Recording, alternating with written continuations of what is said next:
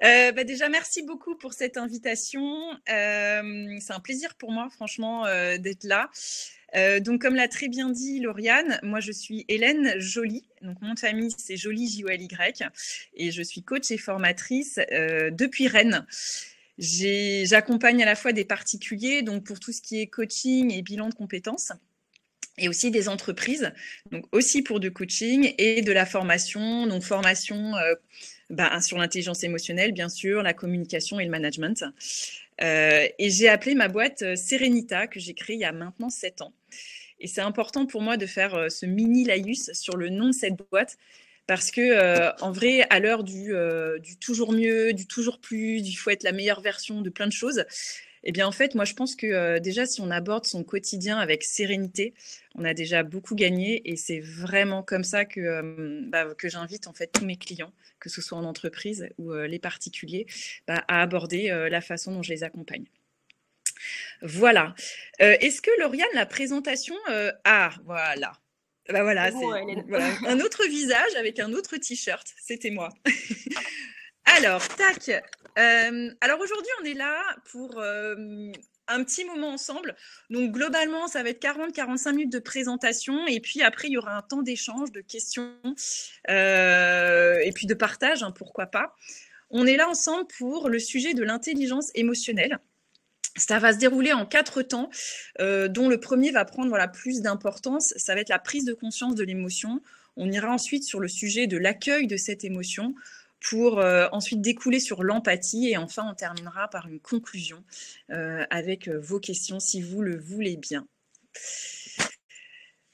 Alors, avant même d'entrer dans le vif du sujet, il y a une chose très importante, pour moi en tout cas, c'est que vous puissiez finalement passer un bon moment. Passer un bon moment, ça implique quoi pour vous? Ça implique de prendre le temps, c'est ça, de vous poser, d'ouvrir votre esprit, de vous demander est-ce que comment vous appliqueriez tout ce que je vais essayer de vous transmettre dans votre quotidien. Bien évidemment, apprendre des choses et aussi en tirer un résultat concret, ça implique que vous posiez ce genre de questions, que vous ayez l'esprit ouvert à la réflexion, et bien sûr aux questions après. Donc si vous avez des choses qui vous viennent à l'esprit, n'hésitez pas, en fait, allez-y, partagez, demandez. Moi, ça va être un grand plaisir pour moi d'essayer d'échanger avec vous, d'essayer de répondre à vos questions. Et franchement, si vous pouvez passer un bon moment et apprendre des choses, pour moi, ce sera tout gagné, tout bénef. Il est donc temps maintenant d'aller dans le vif du sujet. Et voilà la façon dont je souhaite introduire ce sujet ô combien important, comme l'a dit Lauriane, de l'intelligence émotionnelle, avec cette première phrase. Tu peux être le meilleur technicien du monde. Si tu n'es pas en mesure d'entrer en relation avec les autres pour travailler avec eux et ainsi partager vos intelligences, tu perds ton temps. Tu perds ton temps, tu perds ton énergie, tu perds ton efficacité. C'est ce qu'on va voir plus tard. Et pour illustrer cette phrase, je voudrais vous montrer un extrait d'un film que vous connaissez peut-être, l'extrait d'un film qui s'appelle Le sens de la fête.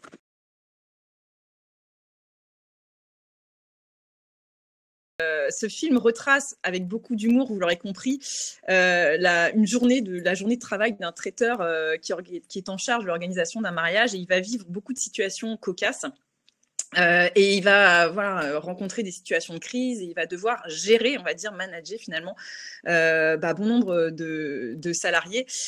Et ce qu'on peut voir dans cet extrait, en tout cas, que j'ai choisi volontairement, pour moi, c'est l'illustration de cette phrase. C'est-à-dire que ce traiteur, il n'y a aucun doute sur le fait que ce soit un excellent professionnel. Néanmoins, en l'espace de quelques secondes, il a, on va dire, perdu tout ce qu'il avait fait avec ses clients. Alors, j'entends, il a des clients particulièrement agaçants. N'empêche qu'il avait déjà fait des propositions, il avait déjà visiblement travaillé le sujet, et puis là, en l'espace de 30 secondes, on voit bien, en fait, il s'emporte, et il laisse sa colère finalement prendre place et faire le fameux effet boule de neige dont on va parler tout à l'heure. Voilà pourquoi je voulais vous montrer ce petit extrait qui, pour moi, est très révélateur de la façon dont on peut laisser ses émotions s'emporter. Pour aller un peu plus loin, je voudrais vraiment qu'on commence par la définition de l'intelligence émotionnelle finalement. L'intelligence, avant même de parler d'intelligence émotionnelle, c'est quoi? Être intelligent, c'est avoir la faculté à connaître et comprendre. Donc, d'un côté, il y a l'intelligence que je vais appeler technique, on va dire, les compétences hard skills. Être intelligent techniquement, c'est connaître son métier, le comprendre. Dans ce cas, on est compétent techniquement. D'un point de vue émotionnel, il y a deux choses. Il y a la composante se connaître et se comprendre. Dans ce cas-là, on est capable de connaître son mode de fonctionnement et du coup de connaître ses émotions. Et il y a la composante connaître son collègue et le comprendre. Et dans ce cas, on est capable de connaître le mode de fonctionnement de son collègue et de reconnaître ses émotions. Pour rappel, l'intelligence, c'est la faculté à connaître et à comprendre. Et donc, c'est là que la définition de l'intelligence émotionnelle ressort. Être capable de reconnaître ses émotions et celles des autres, accepter ses émotions et celles des autres pour finalement construire ensemble. Et faire preuve d'intelligence émotionnelle, finalement, c'est valoriser ses compétences techniques, son intelligence technique. Ce qu'on comprend déjà d'emblée, c'est que ces différentes formes d'intelligence sont aussi importantes les unes que les autres et que les deux s'apprennent. Déjà, avant d'aller plus loin, à partir de cette définition de l'intelligence émotionnelle, je vous pose la question et vous pouvez répondre dans le chat. Sur une échelle de 0 à 10, 0 étant la note la plus faible et 10 la note la plus haute, comment évaluez-vous votre capacité du coup à faire preuve d'intelligence émotionnelle, c'est-à-dire votre capacité à connaître et comprendre vos propres émotions et à connaître et comprendre les émotions des gens qui vous entourent déjà dans le monde du travail. Ce film retrace avec beaucoup d'humour, vous l'aurez compris. Alors effectivement, c'est là qu'on va aller un peu plus loin dans ce sujet. Avant même d'aller un peu plus loin, il y a un truc hyper important, c'est les enjeux de l'intelligence émotionnelle. Quels sont les enjeux? Les premiers, c'est de communiquer, se faire comprendre et comprendre l'autre. Quand on comprend ça, on gagne de l'énergie, on gagne du temps, on gagne donc en efficacité. Aujourd'hui, c'est clair que gagner de l'énergie et gagner du temps, tout le monde en a besoin. Il n'y a pas de doute là-dessus. Forcément, plus on développe son intelligence émotionnelle, plus on gagne du temps, plus on gagne de l'énergie et plus on gagne en efficacité. Que ce soit dans le monde professionnel ou dans le monde personnel, c'est des enjeux pour tout un chacun qui sont extrêmement importants. Il y a une chose qui est hyper importante de comprendre d'emblée, c'est que l'intelligence émotionnelle, c'est pas fait que pour les managers ou les responsables. C'est l'enjeu de tout un chacun. C'est notre responsabilité à nous tous.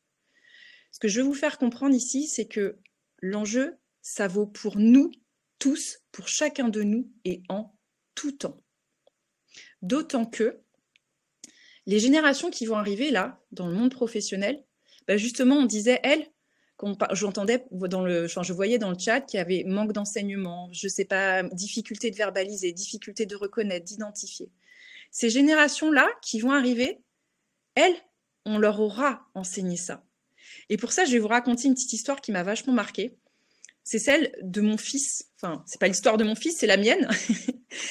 Mais que mon fils m'a apporté. J'ai un enfant de 8 ans qui est en CE2. Et il y a quelques mois, en fait, je rangeais son cartable qui était en bazar. Et je tombe sur une petite fiche plastifiée dans son cartable, là, entre deux cahiers. Et donc, sur cette fiche, il y avait des petits bonhommes qui étaient dessinés. Donc, il y en avait un qui était rouge, qui exprimait la colère, un autre bleu, qui exprimait la tristesse, etc. Et puis, vous imaginez bien, les bonhommes qui expriment les émotions. Il y avait un titre qui était « Message clair ». Message clair, C-L-A-I-R-S. OK. Donc, ma curiosité, forcément, m'amène à aller un peu plus loin. Qu'est-ce qu'il y a sur cette fiche? Et là, mon fils avait écrit vous imaginez l'écriture d'un enfant de CE2 et puis forcément l'orthographe qui va avec. Il avait écrit quelque chose comme pendant la récréation, tu ne m'as pas passé le ballon. Je me sens triste et j'ai besoin de sentir que je fais partie de l'équipe.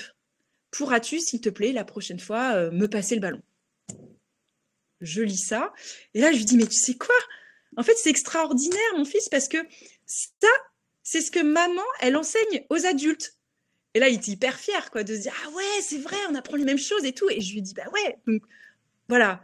Et passé ce moment, moi, j'ai commencé à réfléchir et je me suis dit, attends, c'est quand même, alors c'est génial, c'est extraordinaire. Mon fils en CE2, on lui enseigne ça, à verbaliser ses émotions, à les identifier et à identifier celles de ses camarades et aussi à travailler avec. Et je me suis dit, ok, ben en fait, il est grand temps, Hélène, effectivement, que les gens d'aujourd'hui, là, qui sont pas encore aptes à faire ça, apprennent. Parce qu'en fait, les enjeux sont extrêmement importants et en plus, on va se retrouver de plus en plus avec des jeunes qui auront, eux, appris ça. Donc, enjeu extrêmement important, vous l'aurez compris. Une fois qu'on a compris qu'en fait, bah oui, apprendre à être intelligent émotionnellement, entre guillemets, bah, ça allait nous permettre de nous adapter à tout le monde et qu'en plus, alors trop bien, on va gagner du temps, de l'énergie et donc en efficacité pour valoriser nos compétences techniques, eh bien, c'est la fin de 2 écueils et c'est le petit bonhomme là que vous voyez sur la slide qui est équilibriste finalement. C'est la fin de laisse-toi aller, vas-y, enfin, franchement, sois tel que tu es. C'est bien, des fois, de se laisser aller.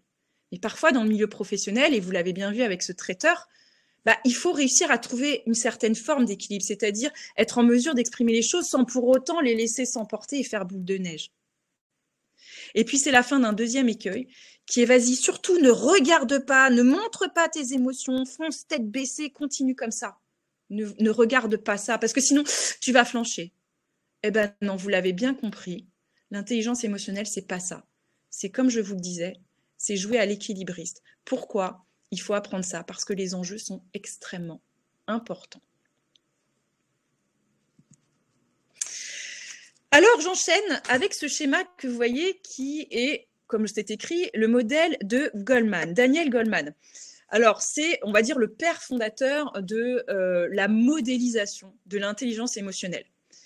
Sa modélisation comprend 5 étapes. La première étant la conscience de soi, la deuxième, la maîtrise de soi, pour ensuite passer à l'empathie, puis la motivation, puis les aptitudes sociales. Alors, pour la petite info, j'ai inversé empathie et motivation, mais c'est totalement conscient. C'est parce que nous, on va surtout s'axer, vous voyez, sur les 3 qui sont entourés de vert foncé. Voilà, moi aujourd'hui, mon objectif, c'est de semer des graines, de susciter un petit peu l'intérêt sur l'intelligence émotionnelle et pas d'aller au bout des choses. D'ailleurs, est-ce que c'est possible?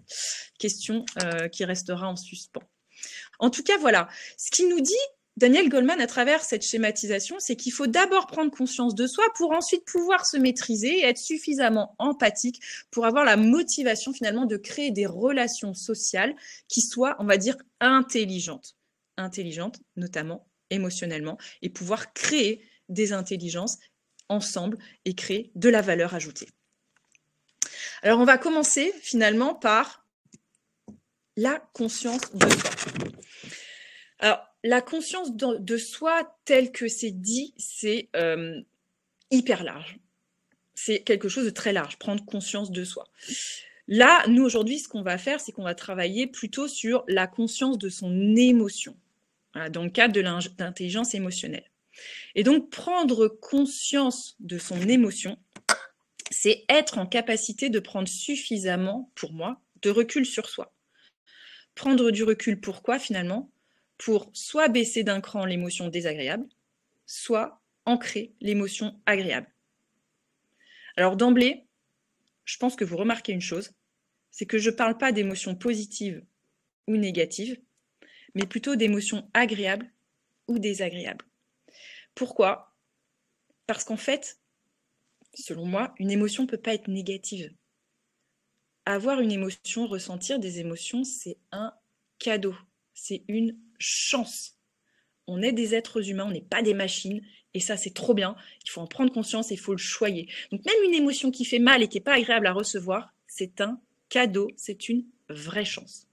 Et c'est là que je vous ai mis un petit peu dans le rectangle du bas, tac, ah ouais super, la définition de l'alexithymie. Bon, ces petits coins des érudits, je trouvais ça assez sympa. C'est en fait un trouble de la régulation des émotions qui est caractérisé, comme c'est écrit, par une difficulté à identifier et exprimer ses propres émotions ainsi que celles des autres. Ils n'ont pas de chance en fait, les gens qui souffrent, on va dire, de ce trouble. Donc oui, dites-vous bien que même quand vous ressentez de la colère ou de la tristesse, eh bien c'est un cadeau, c'est une chance. Deuxième petite chose assez importante avant d'aller plus loin, c'est qu'on va différencier la notion d'émotion de la notion de sentiment. Une émotion, c'est une réaction rapide et intense. Et j'ai mis pour exemple la joie, la peur et la colère. Alors qu'un sentiment, c'est quelque chose de plus durable et de plus réfléchi. Et je vous parle d'amour, de confiance et de nostalgie par exemple.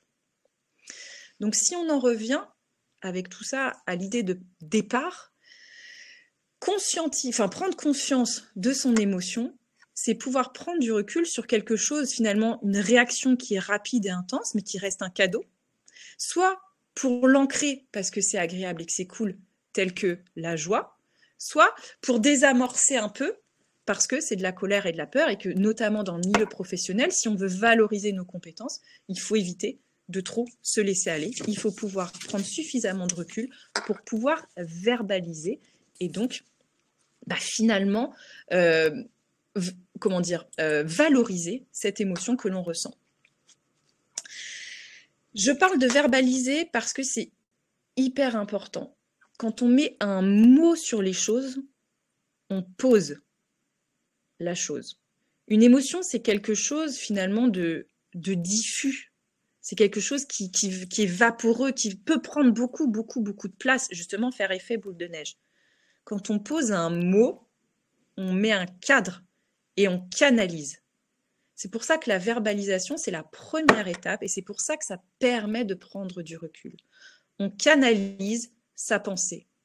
On dit souvent que la verbalisation, c'est le filtre de la pensée. Et ça, c'est hyper important. Alors pour ça, pour vous aider à verbaliser, parce qu'on n'a pas forcément l'habitude, ou même parfois on manque de vocabulaire, tout simplement. Enfin, il n'y a pas de souci là-dessus, zéro jugement. Je vous montre ici une carte mentale des émotions. Alors, comment dire, on voit souvent, vous avez déjà dû voir la roue des émotions, ça se représente sous forme de roue, et puis après, ça se décline en plein de mots que j'ai appelés des états, en fait, parce que bon, vous allez voir, les émotions de base se déclinent en états, en comportements, et finalement en sentiments un peu plus profonds.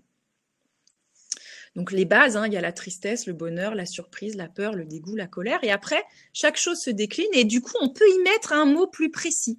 Et donc, comme je vous le disais, faire l'effet entonnoir de canaliser sa pensée, de canaliser son émotion pour pouvoir soit l'ancrer, soit la relativiser un peu suivant l'émotion que l'on ressent.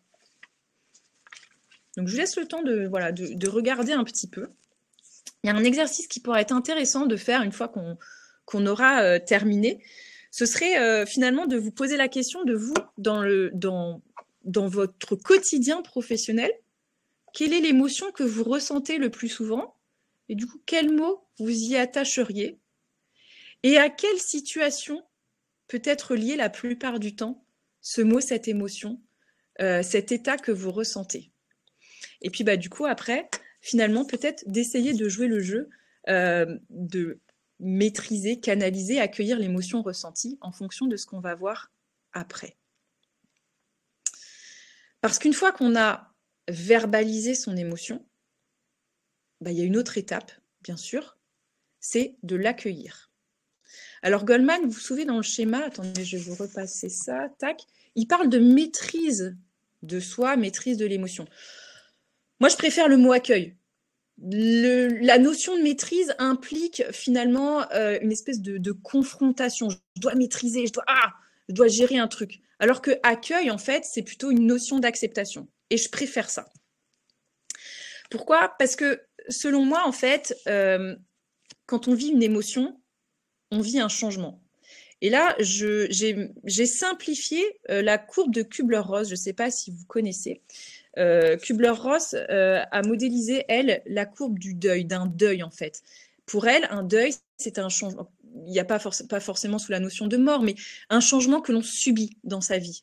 Donc on a le sentiment de choc, il y a plusieurs étapes, donc j'ai simplifié fortement, et puis à un moment donné, on remonte parce qu'on intègre la nouvelle donne. Quand on ressent une émotion, en fait, on passe d'un état à un autre. Je vais vous donner un exemple.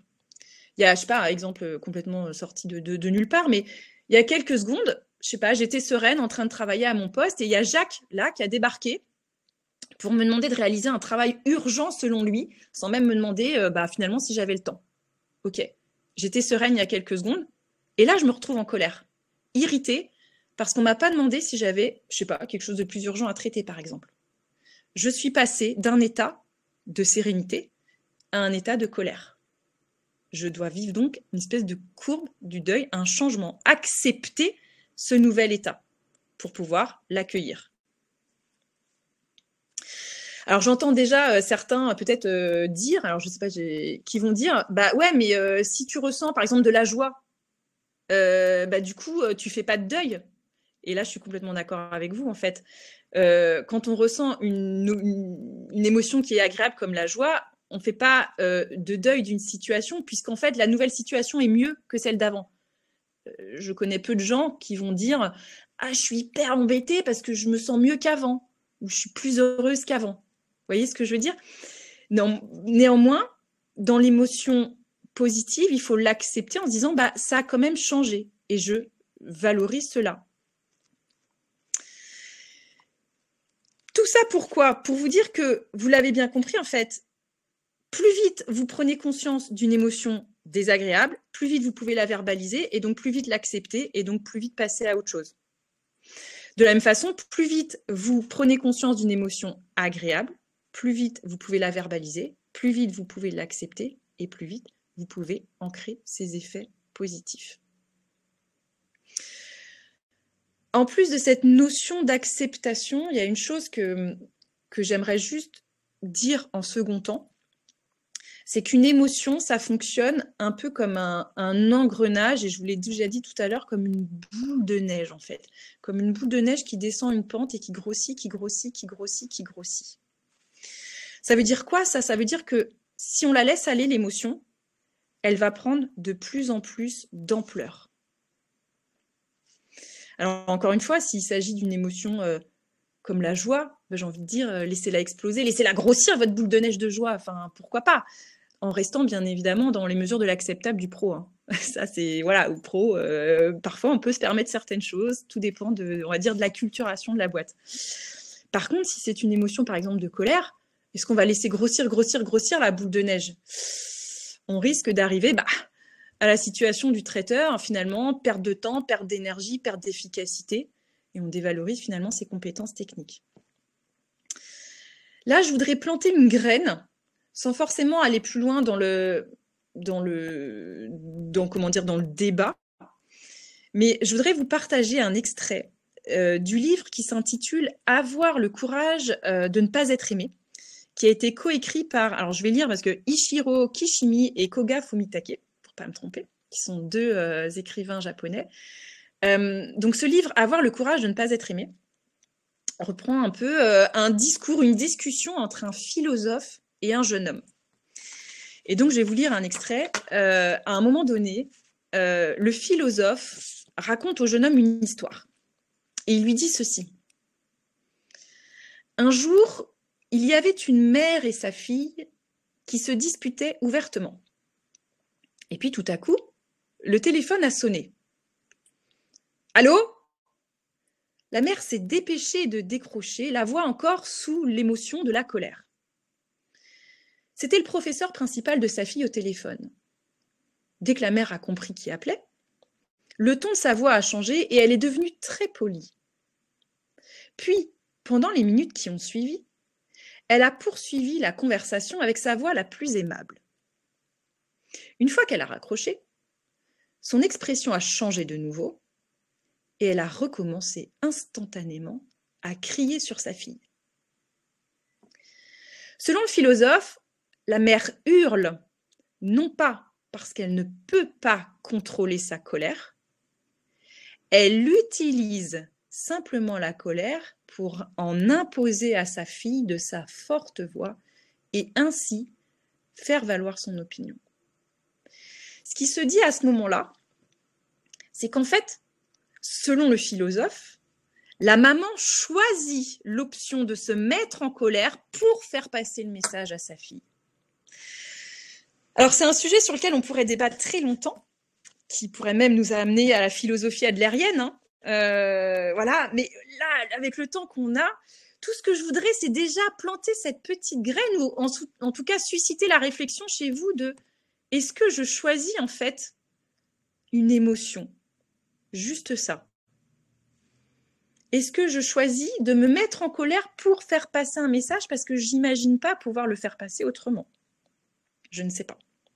En tout cas, qu'est-ce que ça induit, ça? Qu'on choisisse ou pas, finalement, ça induit l'idée que on peut quand même maîtriser, alors comme je disais, j'aime pas, mais tout du moins accueillir et contrôler un petit peu l'émotion, la façon dont on retranscrit les choses. Alors vous allez me dire, si on reprend l'idée de Jacques là, qui déboule dans mon bureau, tout le monde n'a pas la chance d'avoir un coup de fil pile poil à ce moment-là qui pourrait nous détendre 2 secondes et nous éviter de nous mettre en colère. Certes. Mais n'empêche que peut y avoir en tout cas différents petits outils qui nous permettraient finalement de faire baisser un peu et de se dire je choisis ou pas cette émotion, j'en sais rien, mais en tout cas j'essaye de redescendre d'un cran l'émotion de la colère. Alors, tac, pour ça, je voudrais juste vous... Ouais, super. Partager alors 2 petites choses qui sont très ultra simples. Hein. Je suis restée vraiment dans la simplicité. En repartant de l'idée de la boule de neige. Il y a des choses qui peuvent être très simples. Alors, on connaît la respiration aussi, par exemple. Mais là, moi, je vous propose quoi 2 petits schémas. Pour une émotion de joie ou de bonheur, on peut, vous savez, je vous disais, on ancre, on choigne un peu cette émotion, on la verbalise, mais on peut mettre des mots ou des petits dessins dans un cercle pour bien la protéger. Donc là, vous voyez, j'ai écrit le mot importante, ou je me sens inspirée, un petit cœur parce qu'on est en joie, ou un petit smiley, peu importe. Mais en tout cas, vous voyez, on l'ancre bien gentiment en la dessinant. On peut verbaliser aussi en même temps la chose. Et puis de l'autre côté, il y a l'émotion de la colère ou de la tristesse, enfin bon, que sais-je encore. Et comme je vous disais, comme c'est une boule de neige qui grossit, on peut décider de faire le dessin inverse, tout simplement, en prenant le temps de mettre un mot dessus dans sa tête. Alors, on peut s'aider, bien sûr, de la carte mentale ou autre. Et puis, en inversant ce schéma, en allant du plus large vers le plus restreint, en prenant le temps de se dire, OK, avant de m'emballer, je pose ma pensée, je pose mon émotion pour pouvoir finalement un peu mieux contrôler, un peu mieux ensuite verbaliser les choses. Parce qu'on n'oublie pas, ce qu'on y gagne derrière, c'est du temps, de l'énergie et surtout, on ne dévalorise pas nos compétences. Et on peut mieux partager son intelligence. Ça, c'est une première chose. La deuxième chose sur laquelle vous avez déjà travaillé, me semble-t-il, c'est l'assertivité. Vous avez déjà eu un meet-up, je crois, sur la communication assertive. C'est parfait, tout est lié. Magnifique. Donc, vous n'êtes pas sans savoir qu'il y a l'énoncé des faits, de l'expression de l'émotion. 3e étape, l'expression du besoin. 4e étape, la demande. C'est un peu ce qu'avait fait mon fils avec ses messages clairs. J'ai besoin de me sentir intégré dans l'équipe. Pourras-tu me passer le ballon la prochaine fois? Et si on reprend finalement l'exemple du traiteur de tout à l'heure, plutôt que de s'emballer, alors quand bien même c'est très drôle et on est content finalement, nous, spectateurs, qui se sont emballés, mais bon, pour lui, ça aurait été mieux qu'il dise, par exemple, je constate que vous n'êtes pas satisfait de la prestation que je fournis jusqu'alors, malgré les nombreuses propositions que je vous ai faites à des prix inférieurs. Voilà, il valorise son travail quand même. Cela me met en colère, voire me rend amer. J'ai besoin que vous considériez mes efforts et que vous respectiez mon travail. Par exemple, ça pourrait être plein d'autres choses comme ça. Je vous propose, 4e étape, la demande, soit de changer de traiteur, je sais pas, soit de faire également, vous, un pas vers moi en reconsidérant ma dernière proposition. Vous voyez, en tout cas, ces étapes de communication, on le voit bien, elles permettent, de mettre des mots sur l'émotion, alors avec plein d'autres avantages, mais elles permettent de mettre des mots, de canaliser, de verbaliser, et puis surtout de faire entendre à l'autre ce que l'on peut ressentir, ce que son comportement peut provoquer chez nous. Résultat, on gagne du temps, on gagne de l'énergie, et en plus, on sort la tête haute, on se respecte. On a réussi à canaliser quelque chose, c'est vachement bien.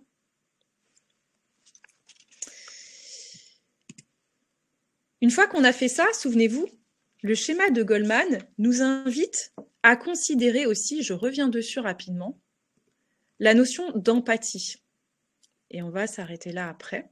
On prend conscience de soi pour pouvoir maîtriser et ensuite avoir suffisamment d'empathie envers l'autre pour, in fine, faire grandir nos intelligences ensemble.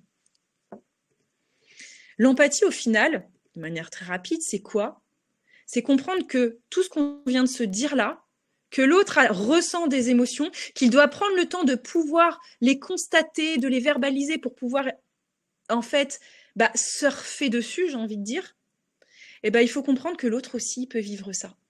Et qu'à un certain moment, peut-être qu'il faut lui laisser le temps de faire ce processus, d'engendrer de créer cette acceptation du processus, de verbaliser de ci et de ça. Vous pouvez ressentir ça, la personne que vous avez en face de vous aussi. Pourquoi? Parce qu'elle a la chance d'être un être humain et qu'elle a la chance de pouvoir ressentir aussi à la fois de la colère, à la fois de la joie ou de la tristesse. Et c'est là tout l'art finalement de l'intelligence émotionnelle. On revient sur cette notion d'équilibriste. C'est à la fois se dire « Ok, voilà ce que je ressens », le constater et le verbaliser pour pouvoir finalement être en mesure de valoriser ses compétences ensuite, ne pas perdre son temps, ne pas perdre son énergie, ne pas perdre en efficacité, et aussi être en mesure de comprendre l'autre suffisamment à son juste degré pour qu'il ne perde pas son temps, ni son énergie, ni son efficacité, et que vous deux, vous puissiez, in fine, gagner ensemble. C'est aussi simple que ça, l'aspect empathique. En résumé, ce qu'il faut, c'est prendre conscience de ses émotions, identifier ce que vous ressentez pour mieux comprendre vos réactions, ensuite verbaliser vos émotions, mettez des mots dessus pour canaliser. Souvenez-vous, la pensée est diffuse, les mots sont précis, les mots sont le filtre de la pensée. Apprenez à accueillir vos émotions, vous vivez un changement. Ok, il est là, je le vis, je l'accepte et j'évite l'effet boule de neige quand il s'agit d'une émotion type, je simplifie, colère. Et ensuite, j'apprends à faire preuve d'empathie, à comprendre que ce que l'autre vit, finalement, c'est aussi ce que je vis à un niveau différent, à son niveau, sous son prisme, à lui ou à elle. Et je terminerai par cette phrase. Un problème se résout dans la souffrance ou dans la joie. Cela dépend de vous, de nous, de tout un chacun.